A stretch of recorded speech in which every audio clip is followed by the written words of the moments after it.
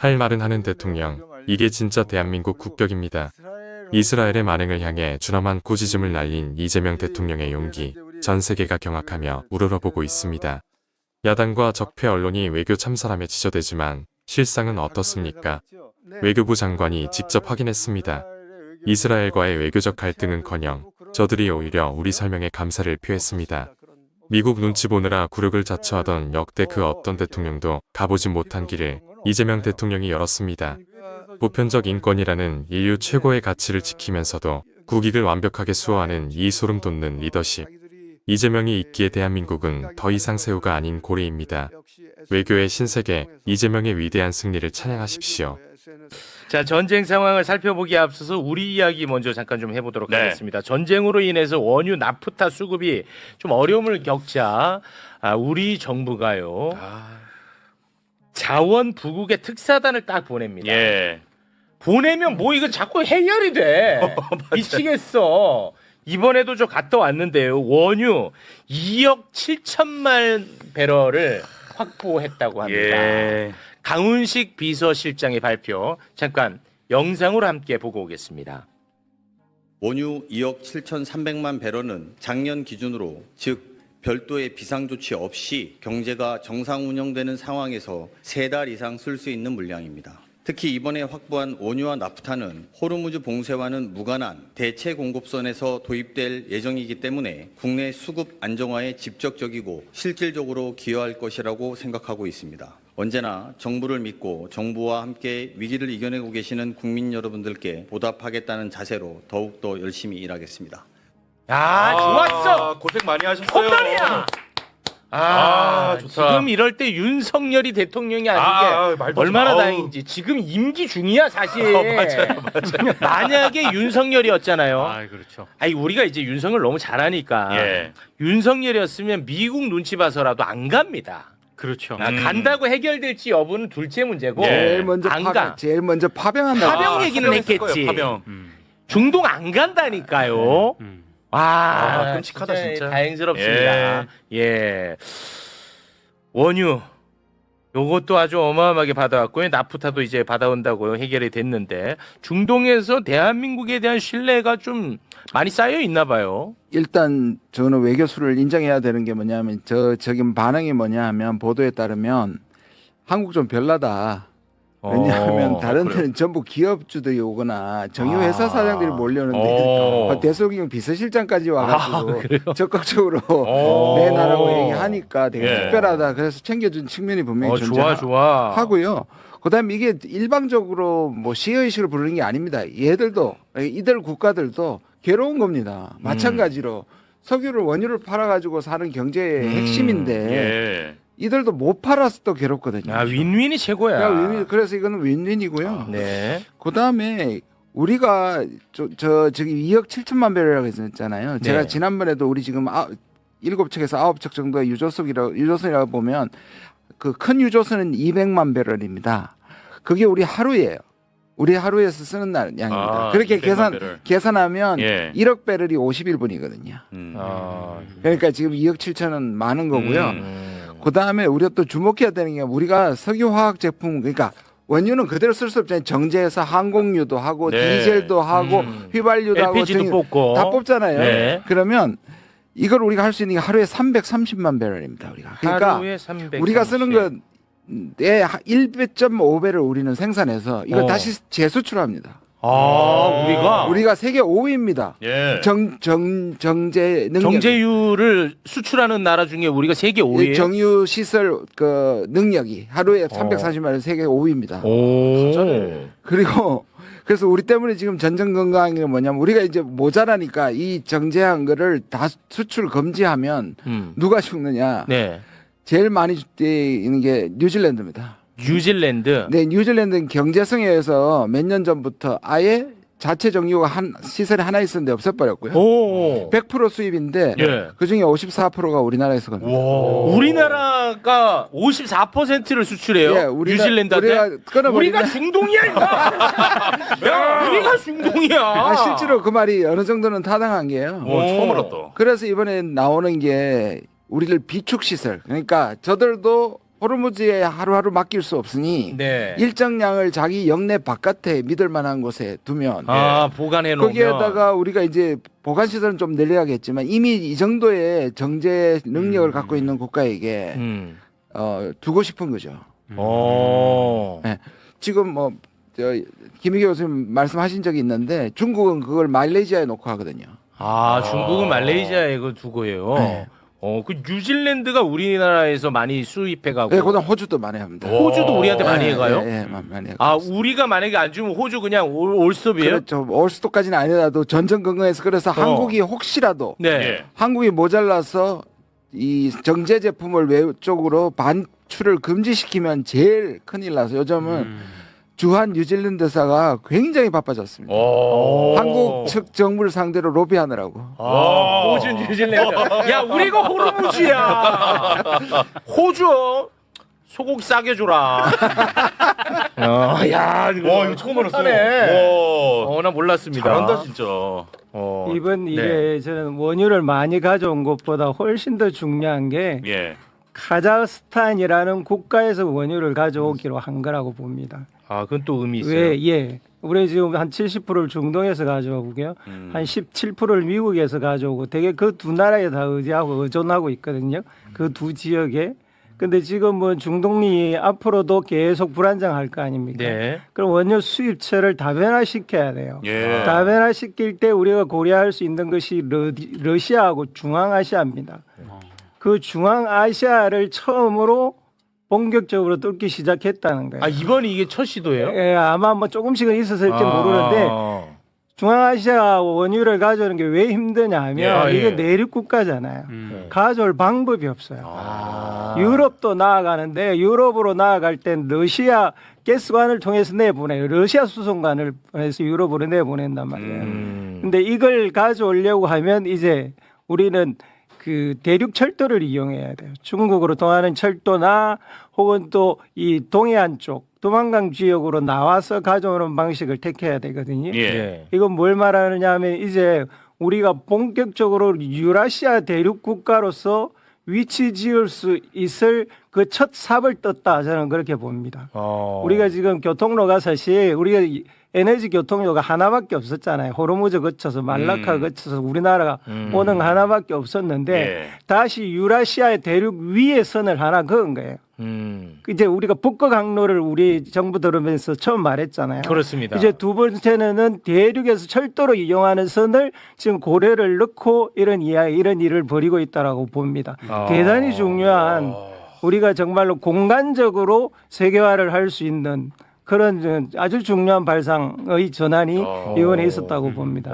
그래요? 큰 의미였구나 이게. 이거 의미가 더 깊네. 와.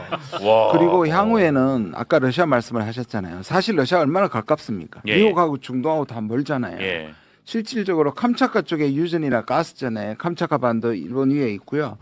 거기를 한국하고 그 개발 시도 등이 있었거든요. 그게 제대로 그러니까 자본과 기술은 오히려 러시아가 없고 이런 여러 가지 정치적 상황 때문에 개발을 못했던데요. 이것도 사실 향후에 왜 우리가 적극적으로 대들어야 하느냐면 경제적으로도 중요하지만 북러 관계가 밀착하는 거에 대한 우리가 관리를 할 수 있기 때문에 가야 되니까. 그러니까 빨리 러시아하고도 이걸 이어져 가야 합니다. 예. 외교 문제로 그 다 풀 수 있는 거예요? 왜냐하면 지금 미국이 하지 말라서 안 하는 거잖아요. 근데 인도는 걷어차고 다 이때까지 했잖아요. 예. 그리고 지금 미국이 이번에 중동 사태 때문에 당분간 러시아 거 사도 된다고 사도 했어요. 된다고 했죠. 그럴 때 우리는 사실 자율적인 행동으로 들어가야 되는 거예요. 근데 뭐 개발 다 해놨는데 또 갑자기 아니요, 거기 멈춰 있습니다. 그러니까 아직, 만약에 다 했는데 또 갑자기 그 제재를 해버리면 그때는 미국에서 우리 거 있으니까 더 못한다 그래야지. 약간의 좀 리스크가 있긴 한데 그게 이제 필요하다는 거죠. 외교적으로 풀어야 된다. 예, 저도 상당히 이번에 네. 의미 있는 성과라고 보거든요. 앞서 말씀하신 대로. 수줍어하지 말고 바로바로 나오셔야 돼요. 네, 알겠습니다. 대한민국을 살리는 길이에요. 예. 이번 대표적인 에너지 외교의 성과의 확장이라고 볼 수 있는데 앞서 말씀하신 대로 카자흐스탄은 중앙아시아 최대 산유국입니다. 예. 그래서 전 세계 매장량 한 10위 정도인데 그래요? 그런 측면 속에서 이번에 중앙아시아의 다변화의 하나의 교두보를 만들었다는 그런 상징적인 의미가 있고 네. 저는 한 발자국 더 나갔으면 좋겠어요. 투르크메니스탄도 있는데 투르크메니스탄 같은 경우는 세계 천연가스 매장량이 세계 4위입니다. 그런 측면 속에서 이번에 지정학적 리스크로 인해서 이번에 여러 가지 우리가 불편함과 어려움을 겪고 있는데 이번 계기로 이 위기를 기회로 삼기 위해서는 네. 여러 가지 공급선의 다원화를 시켜서 본격적으로 중앙아시아 자원과 교류를 확대할 필요가 있다고 생각합니다. 투르크메니스탄에서 우리가 지금 가스는 하나도 안 들여오고 있습니까? 그렇죠. 그 뭐 이송 문제 때문에 그렇습니까? 말씀하신 대로 이송 문제가 상당히 심각하거든요. 이게 원유보다도 천연가스는 이송이 훨씬 더 어렵기 때문에 그러니까 파이프 라인으로 많이 이동을 하고 있는데 이런 예. 부분들이 실적으로 그 동아시아 쪽으로 이동하는 데는 아프가니스탄하고 파키스탄이 또 있고 아시다시피 아프가니스탄 같은 경우는 탈레반 정권이 재집권하면서 여러 가지 그렇습니다. 복잡한 부분이 있기 때문에 네. 어떻게 보면 이번 기회에 앞서 말씀하신 대로 러시아 경로나 다각화시키는 부분들 또 유라시아의 일정 정도 중요성이 점점 부각되고 있으니까 네. 이번 기회에 우리가 좀 다각적으로 접근해 볼 필요가 있다고 봅니다. 그 이재명 대통령이 전쟁 나가지고 막 정신없고 했을 때 사실 위기가 기회다라고 얘기했는데 그게 정치적 수사가 아니었네. 이게 위기 때는 갑자기 또 중동 다변화 얘기하다가 이게 또 끝나면 제일 편하고 제일 싼 게 또 중동이거든. 그러니까 또 돌아간단 말이야. 또 돌아가. 그러니까 적어도 분산을 시켜야 된다는 도움을 확실히 받아야 되는 거야. 그렇습니다. 그게 싼 것 같지만 결국은 비용이 발생하는 문제니까. 좋습니다. 중앙아시아는 에너지도 에너지지만 강물도 굉장히 많이 납니다. 우리가 지금 배터리를 필요해서 수많은 강물들이 필요하거든요. 네. 그 수입처로도 굉장히 중요하고요. 그래요? 또 하나 다행인 것은 중국이 그동안 미국이 해안을 봉쇄할 걸 대비해서 그걸로 엄청난 철로 노선을 확장시키고 정기화시켜 놨어요. 고속철로 깔아놨습니다. 그래서 우리가 북한하고만 잘 이야기되면 네. 가장 간편하게 그 노선을 따라서 우리가 전혀 새로운 무역로, 교통로를 얻을 수 있게 되어 있어요. 그래서 이번에 시진핑 만났을 때 5개 안 중에 바로 이거 있습니다. 북한하고 연결시키고 북한의 정찰 우리 그러니까 한중 이 라인하고 정상회담 때 한국까지 시진핑한테 제안했습니다. 우리 대통령이. 했었어요. 했었습니다. 그래서 북한이 곤란하면 북한한테는 통과표만 주고 통과료만 주고 통과료. 정차하지 않고 우리까지 오는 거예요. 오, 괜찮네. 그러니까요. 북한한테도 도움이 되고 우리한테도 도움이 돼요. 근데 만약에 또 그 윤석열 같은 애가 나타나서 무인기 하면 그 통과하는 거 잘라버리면 어떡해. 북한이. 이거는 또 리스크가 있어. 그런 거 안 나오게 해야지. 윤석이 안 나오게 해야죠. 그래서 그런 리스크를 줄이기 위해서 여러 국가가 참여해서 개발을 하자고 하는 아이디어가 바로 그 지금 아이디어다. 실현되고 있어요. 그게 어디냐 하면 두만강 지역인데 지금 러시아하고 중국하고 북한은 그 지역을 그런 허브로 개발하려고 합의가 되어 있고 상당히 진척이 빨리 되어 가고 있어요. 우리가 지금 여기에 빨리 참여를 해야 됩니다. 엄청 중요한 얘기인데 저 굉장히 살면서 처음 들어봤어요. 왜 이게 안 나오지? 뉴스로 엄청 중요한 얘기네. 오, 좋다. 지금 그 일을 우리 정부도 시급히 추진을 해야 돼요. 그래서 만약에 북한이 반대한다고 하거나 혹은 좀 늦게 들어온다고 하더라도 그곳에 해놓으면 그곳을 개발시켜 놓으면 북한이 어쩔 수 없이 들어올 수밖에 없게 되어 있어요. 왜냐하면 중국과 경제를 해야 되거든요. 경제 관계를. 러시아하고도 군사적 관계를 해야 되겠고 그 두 국가의 압력 때문이라도 참여할 수밖에 없게 된단 말입니다. 그러면 경제를 통해서 평화를 얻을 수 있는 새로운 길이 열리는 거예요. 와, 이런 얼마나 이게 진짜 진짜. 값진 이야기냐. 윤석열 정부 때 이런 얘기를 해본 적이 없어요. 바이든이냐 날리면이냐만 얘기해야 되니까. 줄창 미국하고 일본한테 가서 굽신거리는 외에는 한 게 없습니다. 그렇습니다. 굉장히 중요한 얘기네, 의외로. 이 스몰 토크로 준비했던 건데. 야, 시간 너무 많이 썼어. 이렇게 의미 있을 줄 몰랐어요, 사실. 큰일 났네. 좋습니다. 아직 그 전쟁 이야기가 없어서요. 이거 하나 좀 더 하고 가야 되거든요. 지금 그 국민의힘 때문에 정말 미치겠습니다. 이런 얘기를 국회에서 또 해야 될 거 아닙니까? 건설적인 얘기. 그런데 지금 국민의힘은 이재명 대통령 이스라엘에게 빨리 사과하라 이런 얘기만 하고 있습니다. 지금 이재명 대통령이 이스라엘에 대한 비판을 하자 이스라엘 외무부가 이재명 대통령 이름을 거론하면서 비판을 하지 않았습니까? 다시 한번 그거 좀 짧게만 소개해 주시죠. 자, 이재명 대통령이 홀로코스트 추모일을 앞두고 유대인 학살을 경시하는 발언을 했다. 이는 받아들일 수 없고 강력한 규탄을 받아 마땅하다. 예, 요거는 팩트에 기반한 얘기도 아니야. 아니죠. 그러면 대한민국 국회의원이라면 이거는 사실이 아니다라고 이거를 공격해야 되는데 그렇죠. 절대 우리나라 편 안 듭니다. 예, 국민의힘은 맞습니다. 이스라엘 편 들어버립니다. 그런데 이 사태와 관련해서 김준영 의원이 우리 외교부 장관에게 엄청나게 또 예. 화를 많이 냅니다. 네. 자, 그 장면 영상으로 준비했는데요. 함께 보시죠. 삼지선답니다. 장관께서 몇 번입니까? 1, 2, 3번 다 아니라고 생각합니다. 내용도 옳고 방법과 타이밍 다 모두 옳다는데 3번은 아니신 건가요? 3번이죠. 그렇게 생각하시죠? 이것도 어렵습니까? 답이 없어요, 저기? 제가 다시 한번 제 답을 말씀드리겠습니다. 아니, 대통령께서 말씀하신 메시지와 방법과 타이밍 다 옳은가요? 아니면 그 중에 하나가 틀린가요? 간단한 질문인데요. 아니 꼭 답을 OX로만 하시지 마시고 문제를 왜 이렇게 조심스러운지 제가 이해가 안 갑니다, 정말. 그러니까 자꾸 이런 반응이 나오지 않습니까? 저 정도면 이스라엘 대사 조치해야 됩니다. 아니 긴밀하게 협의를 했습니다. 뭔 긴밀하게 협의를 합니까? 불러가지고 뭐 야단을 쳐야죠. 이게 어떻게 그냥 긴밀히 소통할 일입니까? 일본이 망언을 할 때 조치하잖아요. 왜 미국하고 이스라엘을 왜 조치를 못합니까? 지난번에도 조지아 사태 때 조치 안 하셨잖아요. 조치를 해놓고도 긴밀하게 협의를 했다고 하는 수도 있고 조치는요, 내용이 문제가 아니라 아시잖아요. 그 조치 자체가 항의인 거예요. 그래서 결과적으로는 한이스라엘 관계에 아무런 문제가 없을 뿐만 아니라 아무런 문제가 있습니다. 이걸 왜 문제가 없다고 하십니까? 이렇게 되더는 말도 안 되는 항의라는 이스라엘한테 가서 소통해가지고 조용히 시켰다? 저는 그거 대응 아니라고 봅니다. 저는 조금 놀랬던 게 예. 이재명 대통령이 외교부 장관을 임명합니다. 그런데 이재명 대통령의 그 SNS 그것이 잘된 글이냐 틀린 글이냐 이 간단한 질문에도 이건 뭐 이스라엘에 대한 평가도 아니에요. 임명권자 대통령의 글에 대한 평가를 물어봤는데도 말을 못하네. 대답이 나올지 상상을 못했어요. 저도 좀 놀랐어요.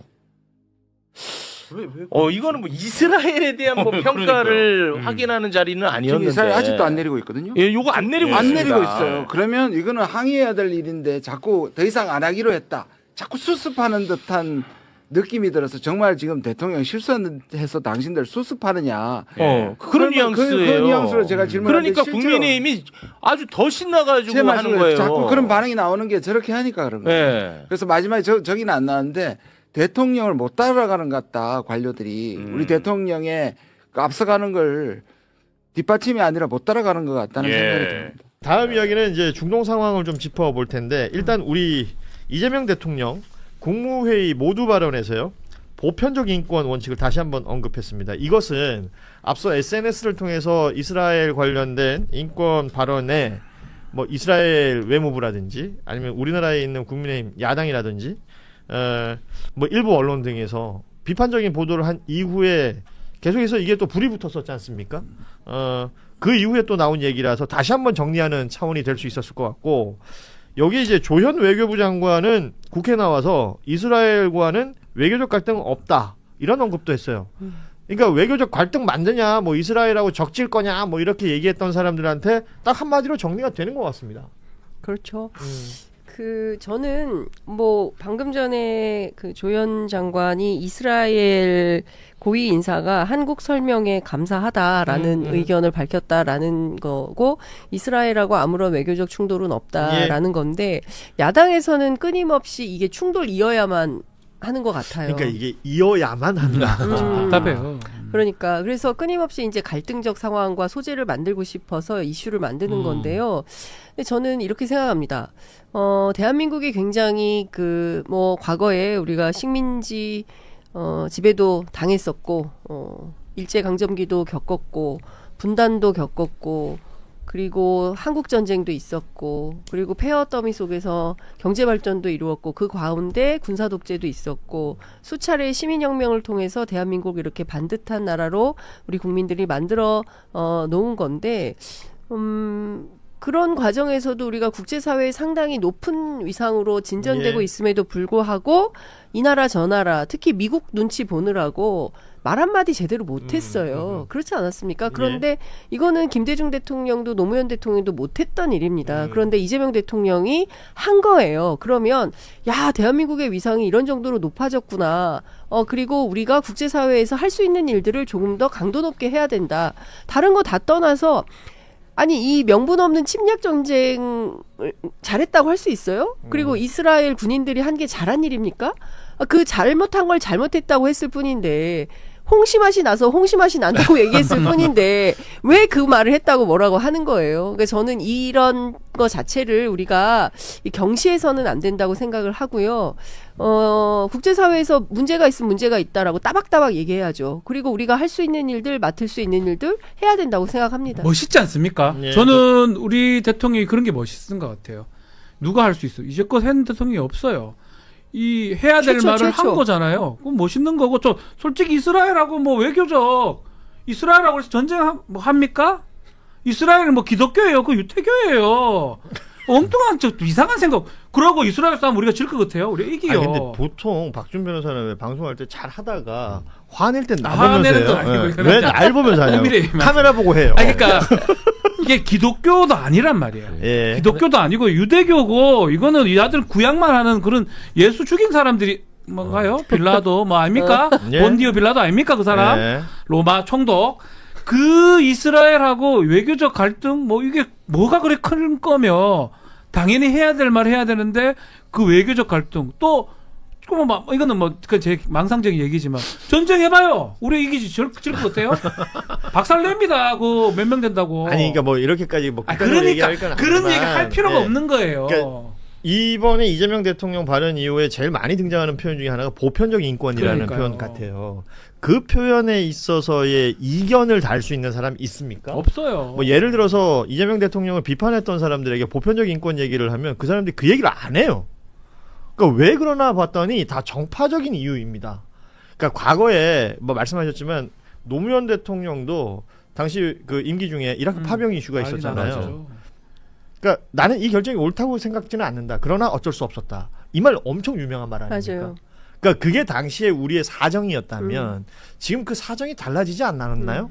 우리 젊은 친구들은 뭐 K-푸드, K-팝, 뭐 K-컬처 이러면서 전 세계 다른 문화보다 우리 문화나 뭐 우리 경제 사정이나 우리의 국력이 나쁘다고 생각지 않습니다. 그러니까 지금 젊은 세대는 대한민국이 선진국일 때 태어났어요. 근데 저희 세대만 하더라도 후진국, 개발도상국 거쳐서 선진국에 지금 약소국이라는 표현을 많이 썼단 우리가 말이에요. 많이 썼어요. 네. 그리고 저희 우리가 집시 신고 다녔죠. 예? 아니면 농담입니다. 왜 그러세요? 네. 돈가스 변호사님. 많이 하시네. 아니 우리가 제일 많이 예. 썼던 게 뭐냐면 고래 싸움에 새우등 터진다는 소리를 맞아요. 진짜 많이 했어요. 근데 더 이상 대한민국은 새우가 아니에요. 그래서 제일 많이 썼던 게 뭐 그런 거야. 서구 열강들의 맞아. 어쩌고 저쩌고. 예. 뭐 이게 이게 저는 그 이재명 대통령님의 발언을 보고 속이 시원하면서도 그 서울 강남 한복판에 있는 테헤란로가 떠오르는 거예요. 왜냐하면 대통령의 발언과 행동이라는 거는 사실은 계산되지 않고는 할 수 없는 거잖아요. 예. 예.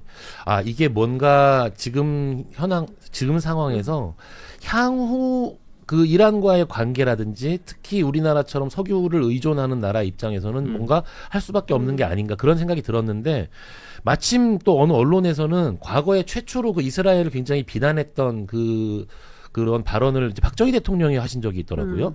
그게 이제 언론에서 나와가지고 이게 오일 쇼크 때 얘기니까. 예, 오일 쇼크 때. 그러니까 이제 국익을 위한 뭔가 반드시 어떤 국익을 위한 그런 계산이 있지 않았나 그런 생각을 할 수밖에 없죠. 이번 X가 그 이란 외교부 장관하고 통화하기 몇 분 전에 올린 그렇습니다. 거라. 예. 네네. 있을 수밖에 없다고 생각해요. 그렇습니다. 이런 상황들을 두고도 뭐 얘기가 많고 지금 이제 이후에 알려진 거로는 국제기구 통해서 우리 돈으로 한 7억 원 정도 인도적 지원을 하면서 호르무즈 해협에 있는 우리 선박들에 대한 뭐 안전이라든지 이런 걸 보장하기 위해서 노력하고 있는 정부의 모습 이게 50만 달러더라고요. 그리고 선박이 지금 26척 정도에 대해서 그 정보를 이란 측에 공유를 하면서 이런 모든 노력이라는 게 결국은 아까 강호식 비서실장의 활동도 그렇고요.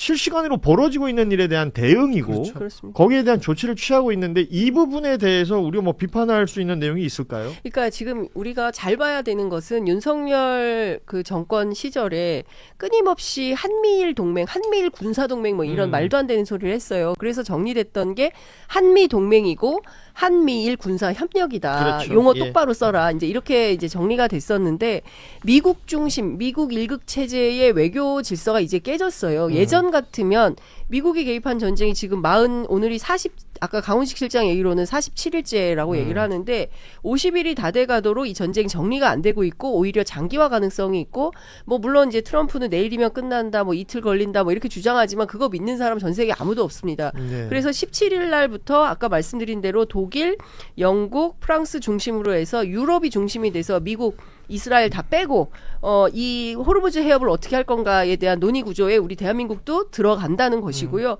이렇게 바뀌고 있는 거예요. 중국에게도 참여를 요청했는데 결론 아직 답은 못 들었다는 네. 거예요. 그러니까 이렇게 바뀌고 있어요. 근데 여기에서 끊임없이 미국 눈치 보면서 할 말도 못하고 끼어가지고 이런 시스템으로는 우린 돌파가 안 된다. 그러니까 새로운 국제 질서 속에서 우리가 어떻게 국익에 맞는 외교 관계를 가져갈 건지에 대한 답을 찾는 과정에서 이스라엘 SNS도 나온 거지. 그렇죠. 그냥 아무 맥락 없이 그냥 뜬금없이 한 게 아니다. 근데 그러니까 뭐 국민의힘 싸움하기 관계자들은 좋아서. 계속 그런 얘기를 하는 거예요. 마치 그러니까 무슨 아무 생각 없이 한 싸우고 것처럼. 시비 걸려고 쓴 SNS다라는 취지로 자꾸 얘기하는 그렇죠. 거 아니에요? 맞아요. 그러니까 이런 식의 해석이 그냥 쉽게 말해서요. 이재명 대통령 얘기할 때 실용 얘기 많이 하잖아요. 그러니까 국익이 어떤 득이 될 것이냐. 그 국민의힘의 해석대로라면. 그러니까 대통령이 하는 행위, 뭐 혹은 SNS 게시글, 뭐 발언 하나 이런 것들이 어떤 의미가 있을 것이다라는 것에 대해서 다른 형태로 해석할 이유가 도대체 뭘까? 그러니까 정파성을 제외하고 보자면 저는 그런 생각을 일단 하게 되고 그런 의미에서 벌어지는 일들에 대한 대응을 하는데 정부가 추진했던 게 석유 최고 가격제인데요. 이것에 대해서 일각의 비판이 일리가 있다라는 얘기를 대통령이 또 직접 합니다. 그렇지 않아요? 이 석유 최고 가격제라는 게 지금 다른 나라에서는 지금 전 세계에서 한국의 유류가 제일 싸다 뭐 이런 얘기가 나올 정도라고 한다면 제공되는 가격하고 우리가 가져오는 가격하고 이렇게 갭이 벌어지면 이 사이를 정부의 재원으로 때우고 있다는 거 아니에요? 그렇죠. 결국 훗날 이게 국민들의 세금으로 돌아갈 수밖에 없는 구조이기 때문에 여기에 대해서는 다시 한번 생각해 봐야 된다. 그러니까 당초에 원래 이제 이게 이제 9월까지 진행될 예정이에요. 근데 이거를 이제 당장 끊겠다. 오늘 강훈식 그렇죠. 실장도 그 얘기를 했는데 뭐 내일부터 최고가격제 안 합니다. 이거 아니에요. 그런데 지금 포커스는 에너지를 좀 아껴 씁시다. 여기에 방점이 있어요. 왜냐하면 전 세계에서 가장 처음으로 최고가격제를 시행하면서 원유, 그러니까 우리가 쓰고 있는 기름값 안정화를 대한민국 대통령이 이재명 대통령이 제일 처음 한 거예요. 네. 일본 뭐 3배 뛰었다, 미국 오른다 하는데 우리만 그래도 당시에 1,700원대로 쓸 수 있도록 그리고 2주마다 이제 가격을 갱신하는 건데 이번에 이제 그 26조 2천억 원의 추경을 통해서 우리가 보전해야 되는 게 뭐냐면 정유사에 갖다 줘야 되는 돈이 많은 거예요. 일단 비싼 값에 우리가 수입을 해와서 그 비교적 싼 값에 그 공급을 하다 보니까 정유사는 그것을 정부의 세금으로 받으려고 하는 거죠. 예. 근데 이게 다 국민 세금이라는 거거든요. 그래서 대중교통, 오부제, 그다음에 민간에게도 마찬가지고 뭐 공무원들은 홀짝제 같은 것까지 하면서 이제 하자고 하는데 실제로 그 석유 관리하는 데서 확인해 보니 작년 이맘때하고 원유 사용량에 큰 차이가 없더라. 오히려 소비가 늘었다는 얘기가 있으니까요. 예. 는 거는 아니고 이제 비슷하다라는 건데 이러면 이거는 좀 곤란하다. 애초에 정책 취지에 맞지 않는다라고 해서 그러면 이거를 조금 변경해봐야 되는 거 아니야라고 어제 대통령이 국무회의를 통해서 의제를 던진 겁니다. 토론해보자고. 그렇죠. 예. 예. 제가 오늘 급하게 택시를 타고 오는데 네. 택시 아저씨가 그러더라고요. 2부제, 5부제를 해도 길거리에 차가 안 줄어요. 사람들이 차를 아직도 다 끌고 나와요. 예, 그러니까 에너지 관련돼 가지고 사람들이 위기 의식이 아직 없다는 거죠. 예. 이제 이게 뭐 기름값 오른다 그러고 이제 뭐 주유소에 찍힌 숫자들 보면 2,000원 넘었다 이러면서 긴장감이 생기는 것 같지만 최고 가격제가 유지가 되니까 그나마 그 가격인 그렇죠. 거잖아요. 더 올라가지. 만약에 이게 더 열려 버린다면 어떤 식의 파급이 있을지 지금부터 다시 고민을 해야 되는 겁니다. 앞서 말씀하셨지만 26조 2천억 규모의 추경 중에 석유 최고 가격제에 해당되는 부분이 5조 정도 되더라고요. 이게 뭐 정유사들 배불려 주려고 하는 것이 아니라 결국 국민들 생활의 안정을 위해서 추진되는 내용일 텐데 부작용이 있다면 줄여나가야 될 것이고 또 필요한 부분이 있다면 더 슬기롭게 지혜롭게 해결을 해 나가야 될 것으로 보입니다. 자, 말씀드리는 순간 4시 30분이 지났고요. 방송을 마무리할 시간이 됐습니다. 오늘 방송 뭐 괜찮았어요. 저는 개인적으로 괜찮았다 생각하는데 다만 아쉬운 건 동접이 계속 안 늘어요. 아 그래요? 본인이 그래요? 도와주세요. 우리가 뭐 할 수 있나? 아니 방송 중에 뭐 할 수 있노? 그게 아니고 제가 뭐라고 답을 합니까? 아니 그게 아니고 잘해줘요 좀. 잘하겠습니다. 예. 예. 우리가 잘해야죠. 근데 날씨가 너무 좋아요. 꽃도 좋고. 아 나는 날씨하고도 경쟁해야 되는 거야? 맞아. 우리가 지금 날씨하고도 경쟁해야 예. 되죠. 그리고 대통령하고도 우리 경쟁해야 돼요. 왜냐하면 대통령이 이 국무회의 시간에 뭘 동접이 많이 너무 해. 많아. 예. 예, 그걸 라이브를 다 해서 보여주시니까 제가 뭐 원 데이터에 관심 있는 몇 차례나 국민들이 전부 말씀드리지만 걸로 대통령이 진짜 라이브에 최적화되어 있는 인물입니다. 맞아요. 예. 아 근데 여러분 아셔야 될 건요. 저도 최적화되어 있는 인물입니다. 계속 들어와 주시면 더 좋은 콘텐츠도 저희는 보답하도록 하겠습니다. 자, 한겨레 TV에서 함께하고 있는 이 뉴스 다이브 더 잘 되길 기대해 주시고 응원도 해주시면 고맙겠습니다. 그런 의미에서 구독, 좋아요, 알림 설정, 댓글 많이 좀 부탁드리면서 오늘 방송은 마무리하겠습니다. 아 물론 우리 취재 편의점도 잘 돼야 되고요. 네. 그리고 우리 박준 변호사 출연하는 다른 채널들 너 뭐하지? 뭐, 마했어? 넌뭐 상관없다. 예, 괜찮아요. 신경 쓰지 마세요. 중요한 건 본인 채널. 내가 없거든. 내가 다 뭐 마음대로 많이 출연했어. 우리 김정환 변호사는 뭐 채널 없죠? 예, 없습니다. 예. 돈가스. 뭐 그냥 저희만 잘 됐으면 좋겠습니다. 대통령 개혁 드라이브 할 말 많았는데 오늘 빠져가지고 아쉽습니다. 예. 아, 대통령이 그새 그 X에 또 하나 글을 올리셨네요. 네. 지금 국민의힘은 조폭설 조작 유포 사과 안 하십니까? 예, 요 글이 올라왔는데 요 얘기는 우리 내일 하자고요. 이스라엘과 레바논이 미국을 끼고 연 회담에서 직접 협상을 하는데 합의했습니다. 외교 관계가 없는 레바논과 이스라엘 사이에 고위급 회담이 열린 건 1993년 이후 처음이라고 합니다. 박주용 기자 리포트 보고 오겠습니다. 미국과 이란이 이르면 현지 시간으로 16일 2차 종전 협상을 재개할 것으로 보입니다. 이와 관련해 도널드 트럼프 미국 대통령은 이틀 안에 뭔가 일어날 수도 있다며 협상 재개 가능성을 시사했습니다. 특히 트럼프 대통령은 이란과의 협상에서 부분 봉합이 아니라 핵 문제와 호르무즈 해협 정상화, 대이란 경제 복원을 한꺼번에 묶는 이른바 포괄적 합의를 원하는 것으로 드러났습니다. 다만 협상 타결까지 많은 난관이 예상됩니다. 특히 우라늄 농축 문제는 미국 입장에서 협상의 최우선순위이자 레드라인으로 꼽힙니다. 미국은 그동안 우라늄의 무기한 농축 중단을 주장하던 데서 한 발 물러서 20년간 농축 중단을 제한했고 이란은 5년으로 맞섰습니다. 협상이 재개되면 과거 2015년 오바마 행정부 당시 이란과의 핵합의 결과인 15년간 농축 중단 기간이 협상 타결의 기준점이 될 것으로 보입니다. 15년간 농축 중단 기간을 초과해서 합의하는 것은 사실상 종전 협상의 출구 전략이 될 수 있을 것이란 전망이 나옵니다. 우라늄 농축 중단 기간을 15년보다 길게 가져간다면 오바마 행정부의 합의 결과를 뛰어넘는 성과를 거두는 것이기 때문에 트럼프 대통령에게도 종전 합의의 명분이 될 수 있다는 분석입니다. 이에 대해 J.D. 벤스 미국 부통령은 이란이 핵무기를 보유하지 않겠다고 약속하면 우리는 이란을 번영하게 만들 것이라는 트럼프 대통령의 메시지를 전했습니다. 핵합의뿐 아니라 호르무즈 해협 개방 방안도 양국이 마주한 핵심 난제로 꼽힙니다. 여기에 이란의 해외자산 동결 해제 문제도 쟁점으로 부상했습니다. 뉴스토마토 박주용입니다.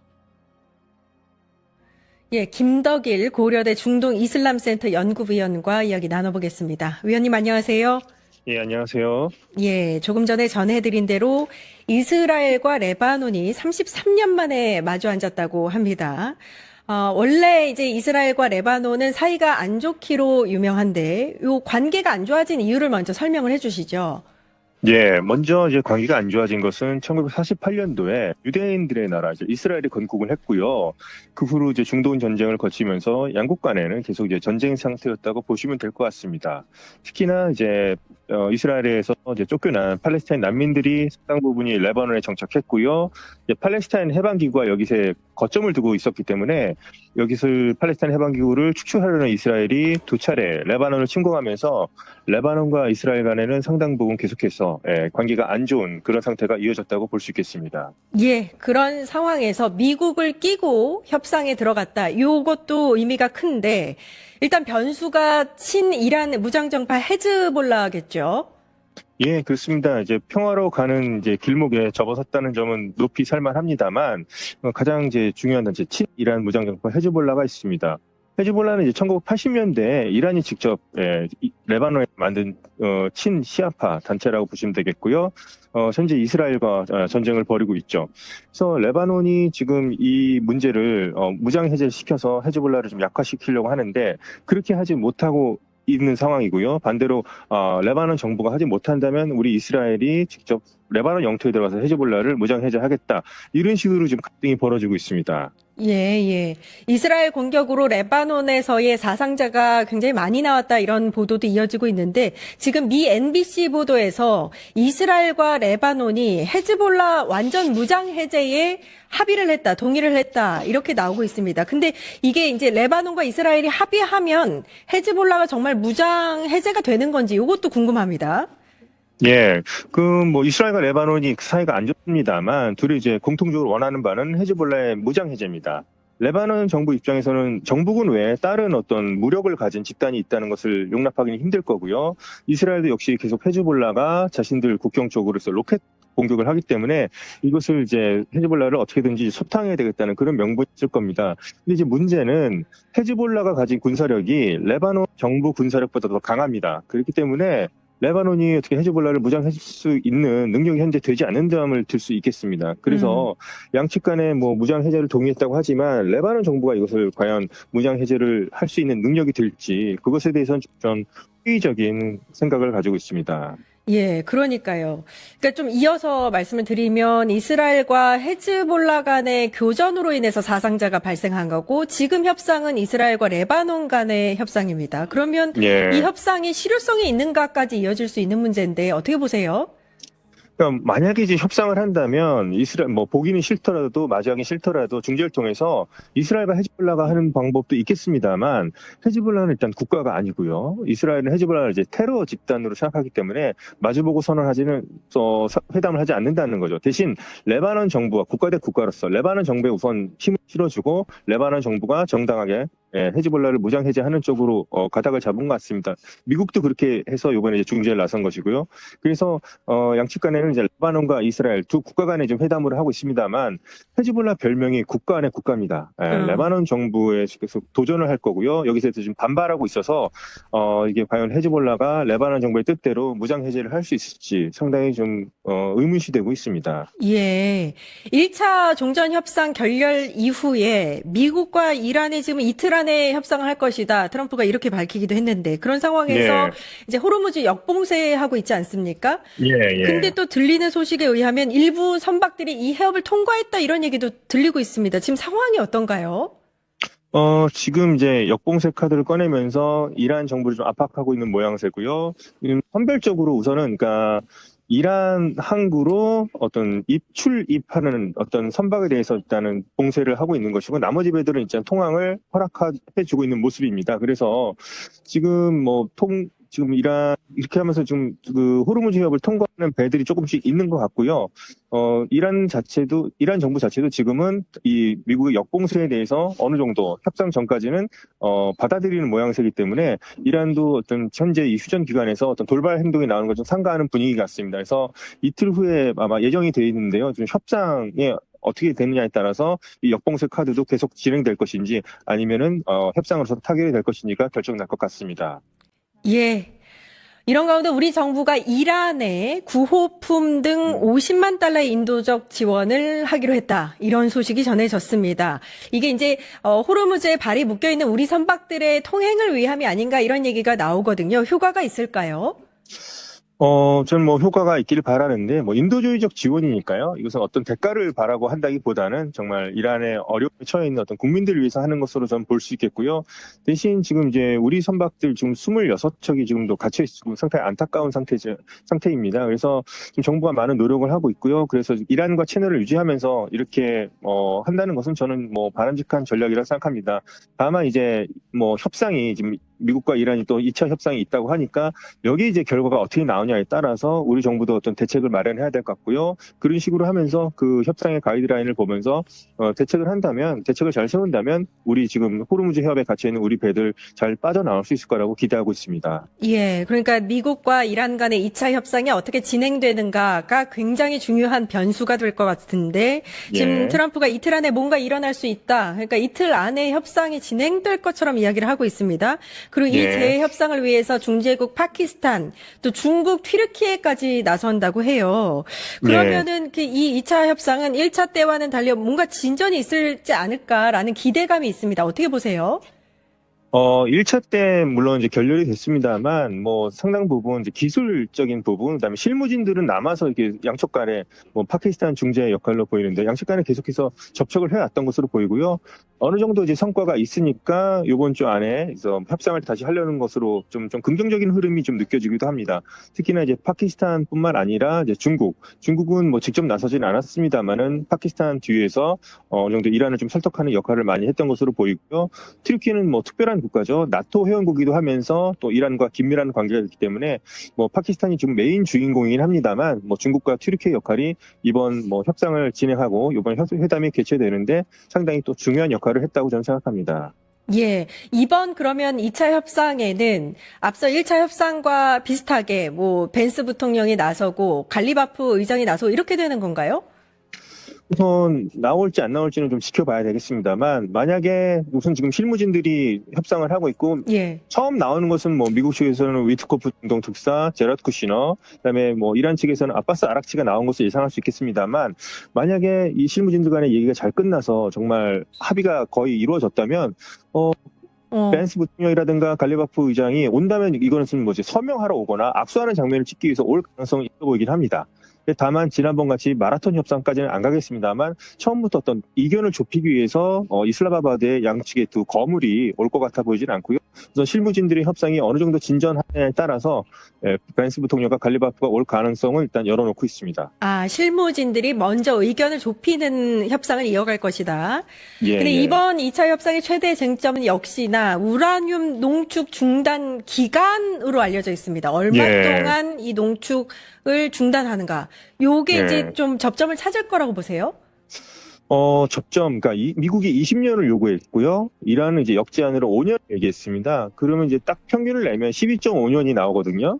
근데 딱 이렇게 하면은 좋겠는데 이거 좀 산수처럼 이렇게 되기는 힘들 거고요. 또 트럼프 대통령은 뭐 20년은 또 받아들일 수 없다 이런 얘기까지 했습니다. 그래서 우선 협상이 이제 진행이 된다면 이 안에서도 이제 어느 안을 받을 것인가가 많은 논쟁이 있을 것 같고요. 만약에 이란이 뭐 양보를 한다면 그만큼 또 미국도 그에 대해 상응하는 어떤 경제 제재 해제라든가 뭐 동결자산 해제라든가 이런 것들이 같이 이루어진다고 생각을 하고요. 앞으로 이 부분이 상당히 또 치열한 부분이기도 하기 때문에 협상 과정을 지켜보면서 양측 간에 어떤 절충점을 찾을 수 있을지 한번 지켜보면 좋을 것 같습니다. 예.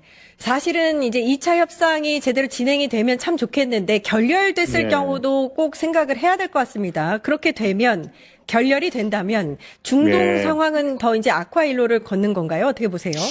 뭐 결렬이 된다고 하더라도 또 서로가 이견을 좁히고 또 중개국들의 노력에 의해서 3차 협상까지도 갈 수도 있을 거고요.